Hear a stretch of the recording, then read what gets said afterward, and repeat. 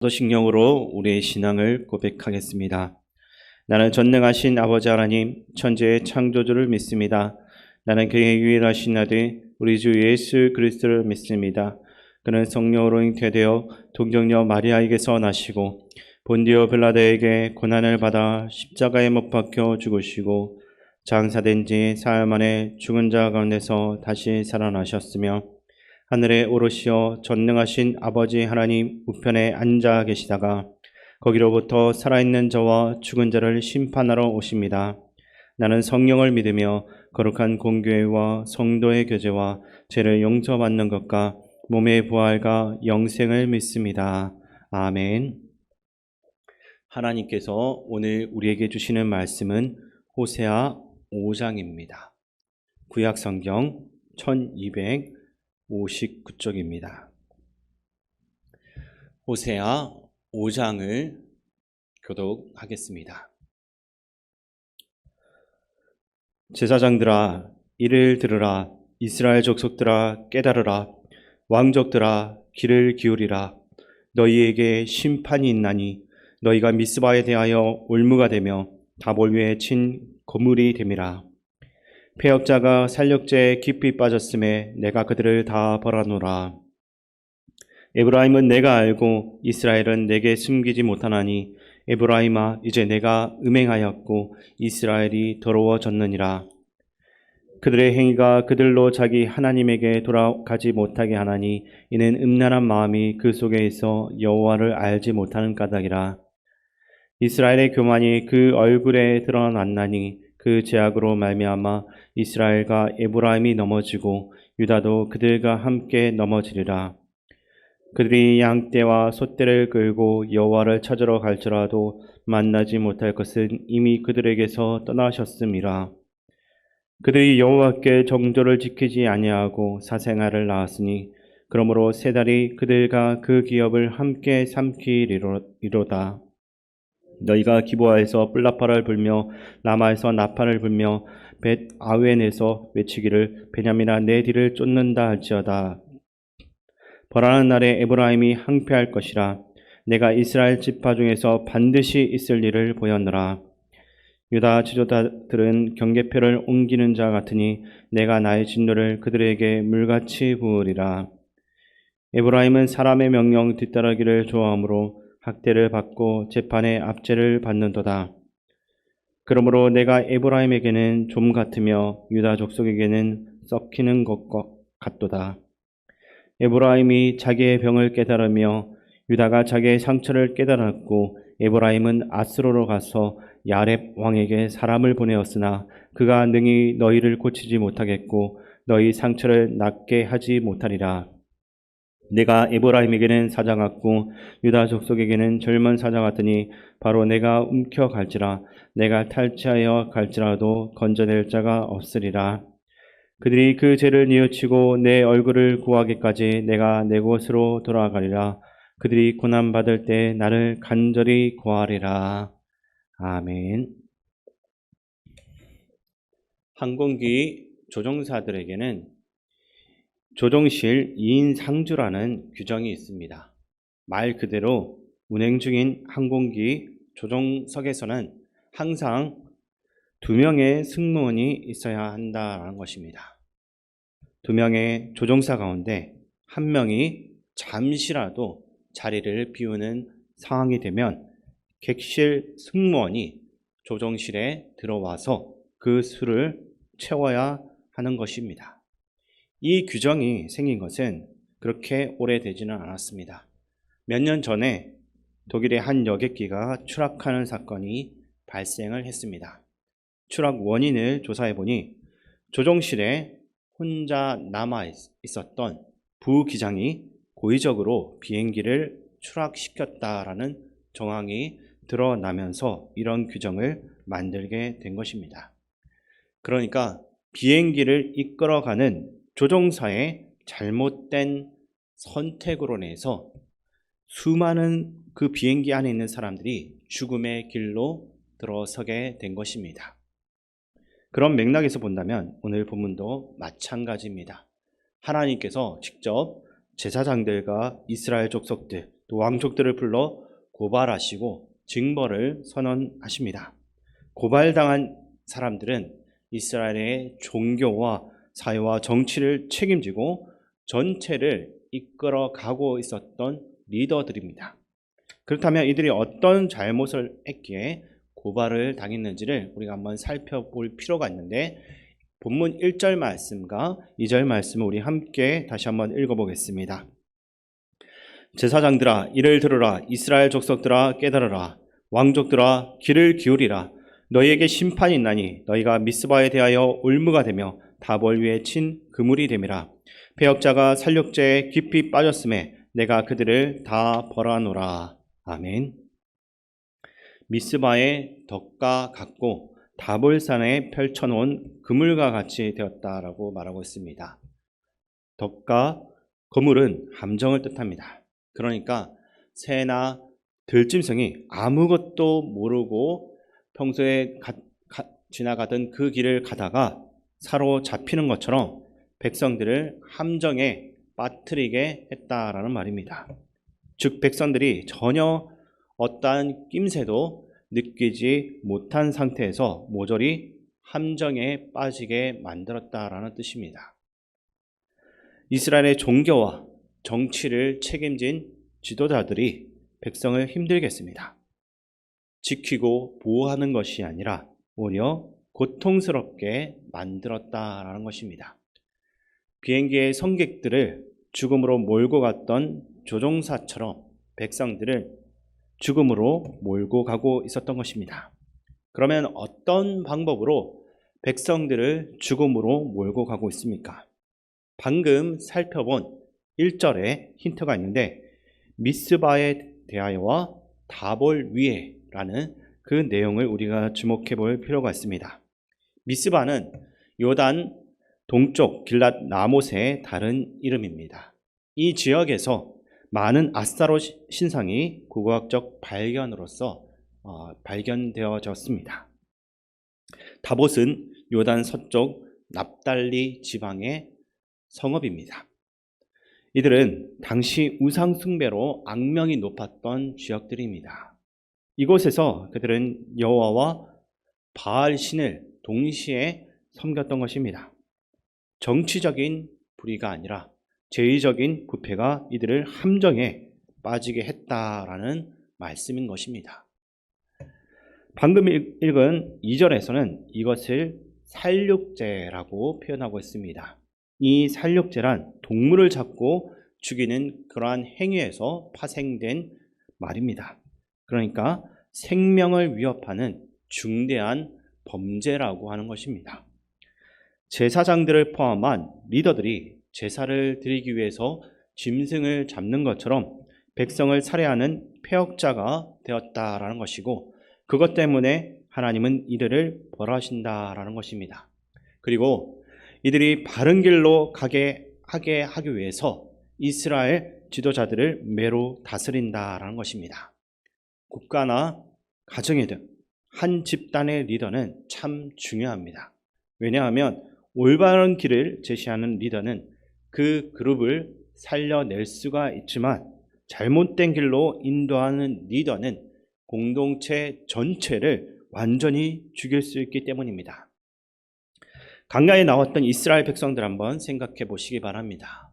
출애굽을 해서 완전히 노예 생활에서 벗어났지만 여전히 그들은 불평이 많았습니다. 얼마나 많은 불평을 쏟아냈는지 애굽으로 돌아가겠다라고 말을 합니다. 그뿐만이 아닙니다. 금으로 우상을 만들고 그것을 섬기는 끔찍한 일까지 저질렀습니다. 그러나 그들이 멸망하지 않았던 이유가 무엇이겠습니까? 모세라는 한 사람의 리더가 있었기 때문입니다. 오늘날은 사회적으로 미래가 보이지 않는 시대입니다. 교회라고 다를 것이 없습니다. 세상을 변화시키고 이끌어 나가야 할 한국교회가 세상에서 지탄의 대상이 된 것은 이미 오래전부터 있었던 일입니다. 그래서 우리에게는 제대로 된 리더가 필요합니다. 하나님께로 우리를 인도하고 하나님의 뜻을 전하며 하나님의 뜻대로 이끌어갈 리더가 필요한 것입니다. 우리들은 각자 맡은 공동체에서 리더의 역할을 감당하고 있습니다. 그렇다면 그 공동체를 하나님의 뜻대로 인도하며 옳은 길로 이끌어 나가는 리더가 되어야 할 것입니다. 또한 공동체의 일원으로서 섬기고 있는 분이 있다라고 한다면 영적 공동체를 섬기는 각각의 리더들을 위해서 간절히 중보 기도해 주시기 바랍니다. 오늘 본문을 통해서 우리가 기억해야 할 또 하나의 사실이 있습니다. 그것은 바로 더러움에 있어서는 지도자나 백성이 서로 다름이 없었다라는 것입니다. 이어지는 3절과 4절에서는 전체적인 부패를 고발하는데 음행하였고 더러워졌다라고 말하고 있습니다. 이들의 행위에 대해서는 6절과 7절에서 말씀하고 있는데 본문 6절과 7절 말씀을 제가 읽어드리겠습니다. 그들이 양떼와 소떼를 끌고 여호와를 찾으러 갈지라도 만나지 못할 것은 이미 그들에게서 떠나셨습니다. 그들이 여호와께 정조를 지키지 아니하고 사생아를 낳았으니 그러므로 세 달이 그들과 그 기업을 함께 삼키리로다. 아멘. 이들은 열심히 제사는 드렸던 것 같습니다. 여호와를 찾아갔습니다. 그러나 만나지 못합니다. 왜냐하면 이들이 보여준 그 경건한 모습들은 가짜였기 때문입니다. 그저 행동과 몸으로만 보여지는 경건이었습니다. 이미 이들은 그 마음속에 음행으로 완전히 더럽혀진 상태였습니다. 그러나 백성들은 자신들의 그 더러운 영적 상태를 인정하지 않았습니다. 그러면서도 자신들은 영적으로 깨끗하고 정결하다라고 주장하며 하나님께 나와 뻔뻔스럽게도 제사를 드렸습니다. 만약에 부부 사이나 연인 사이에서 다른 이성을 만나고 관계를 가진 이후에 아무리 좋은 선물을 나누고 웃으며 함께 식사를 나눈다라고 해서 그것이 참된 사랑이 될 수는 없을 것입니다. 그러한 관계는 온전하고 진실한 것이 아닌 것입니다. 또한 그것은 사랑도 아니고 오히려 상대방을 기만하는 중대한 범죄 행위인 것입니다. 하나님께서 원하시는 것은 우리의 마음입니다. 잘 갖추어진 제사가 아니라 우리의 마음을 원하시는 것입니다. 그러나 이스라엘은 이것을 잘 몰랐습니다. 겉으로 잘 차려 놓으면 하나님께서 기뻐해 주실 것이다 라고 그들만의 착각을 한 것입니다. 오늘 우리의 모습 속에는 이런 것이 없는지 한번 살펴보아야 할 것입니다. 예배의 형식은 너무나 중요합니다. 예배를 통해서 하나님을 만나고 은혜를 받는 것이 필요하기 때문에 그렇습니다. 그러나 형식보다 중요한 것은 우리의 마음입니다. 영과 진리로 하나님을 찾아야 합니다. 상한 심령으로 주께 나와야 하는 것입니다. 형식이 예배를 대체하고 그것에 따라서 예배를 잘 드렸다라고 스스로 만족하는 것은 하나님을 모르는 모습인 것입니다. 우리의 진실된 마음을 드려야 하고 세상에 주는 근심, 걱정 때문에 여러 가지로 갈라진 마음을 하나로 모아서 온전히 주께 드려야 하는 것입니다. 이스라엘 백성들의 잘못이 무엇이었습니까? 바알도 믿으면서 동시에 하나님도 같이 믿었던 큰 잘못이었습니다. 오늘 이 시간 우리 마음속에 있는 바알이 무엇인지 한번 생각해 보시기 바랍니다. 혹시 하나님 말고도 나를 풍요롭게 해주고 만족시켜 줄 수 있는 다른 것이 있다라고 생각하십니까? 그러나 우리가 이 시간 기억할 것은 하나님께 견줄 수 있는 것은 이 세상에 아무것도 없다라는 것입니다. 하나님보다 더 사랑하거나 하나님만큼 중요하게 여긴 것이 있다라면 그것은 우리가 버려야 할 우상입니다.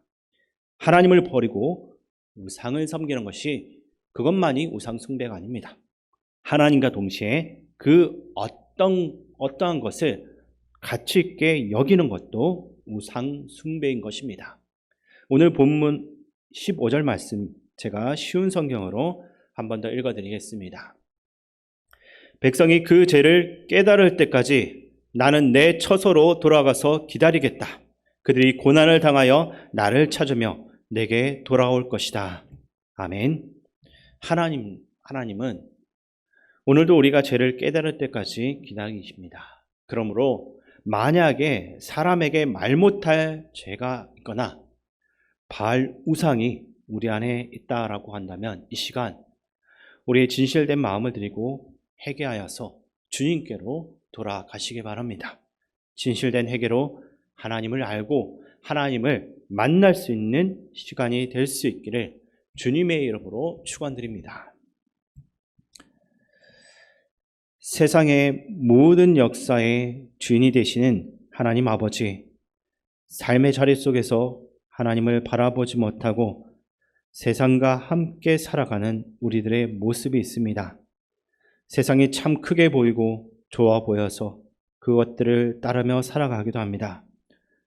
주님, 우리가 하나님께서 모든 세상의 주인이심을 기억하게 하시고 또 심판하시는 분이심을 늘 기억하며 오직 하나님만을 경외하는 사람들이 되게 하옵소서.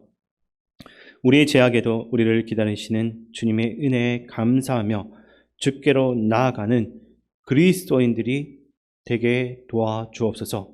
모든 이름 위에 뛰어나신 예수 그리스도의 이름으로 기도드립니다. 아멘. 주기도문으로 예배를 마치겠습니다. 하늘에 계신 우리 아버지, 아버지의 이름을 거룩하게 하시며 아버지의 나라가 오게 하시며 아버지의 뜻이 하늘에서와 같이 땅에서도 이루어지게 하소서. 오늘 우리에게 일용할 양식을 주시고 우리가 우리에게 잘못한 사람을 용서하여 준 것 같이 우리 죄를 용서하여 주시고 우리를 시험에 빠지지 않게 하시고 악에서 구하소서. 나라와 권능과 영광이 영원히 아버지의 것입니다. 아멘.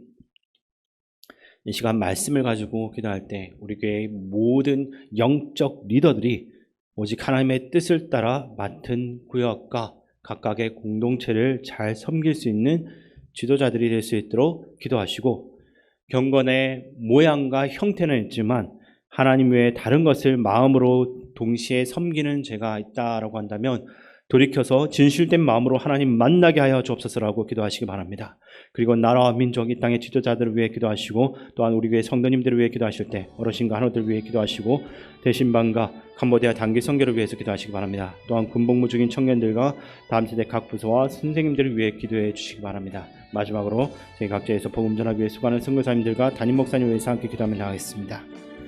존귀하신 아버지 하나님, 우리 교회의 각각의 부분들을 맡고 있는 영적 리더들 하나님, 그들의 이름을 기억하여 주시고 각자 맡은 구역과 선교와 전도회를 섬기는 가운데 오직 하나님 말씀으로 그 모든 맡겨진 것들을 잘 섬길 수 있게 도와주시고 영적으로 선한 영향력을 미칠 수 있도록 도와주시옵소서.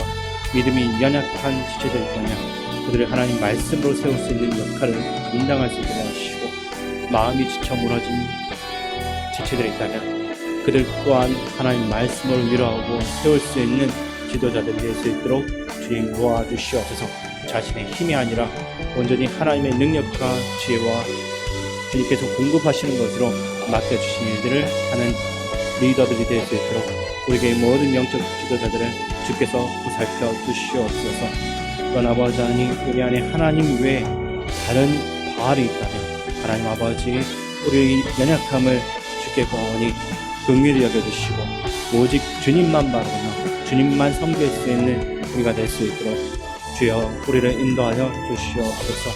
아버지 하나님, 이 땅의 지도자들도 자기 자신의 헛된 이익만을 바라보면서 맡겨진 일을 하는 것이 아니라 하나님을 두려워하는 마음으로 맡겨진 그 귀한 사명들을 해나갈 수 있도록 주님 도와주시옵소서. 또한 담임 목사님 가운데 하나님 함께하여 주시옵소서. 다른 무엇보다도 성령 충만함으로 주께서 맡기신 일들을 해나갈 수 있도록 도와주시옵소서. 사람의 죄가 아닌 하나님의 죄로 그 모든 일들을 해나갈 때 주께서 이 교회 가운데 주께서 주실 수 있는 큰 은혜와 복을 내어주시고 구원의 역사가 이 교회 가운데 일어날 수 있도록 도와주시옵소서. 영적 구원의 역사가 우리 교회 안에 일어날 수 있도록